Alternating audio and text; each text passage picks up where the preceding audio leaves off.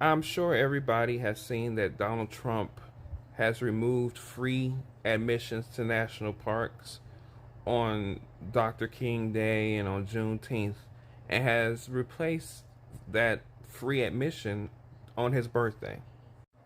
Now, narcissism aside, this is typically Trump. This is the same man who is knocking down part of the White House to build a massive ballroom that is bigger than the White House. So that's not the part that's abnormal, that he makes things about himself. He's a narcissist. But I hope everyone notices that Donald Trump represents a very strong part of the white community.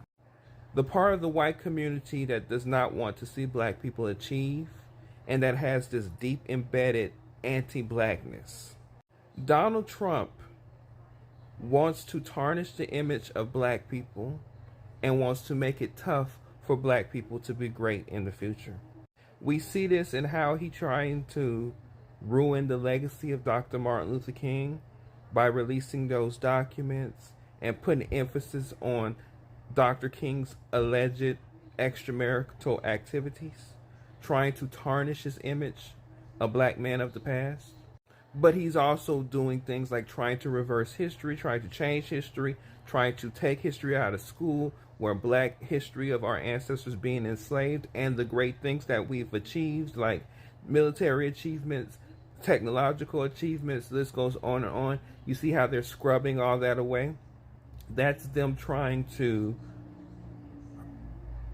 dismantle the legacy of black people in America from the past.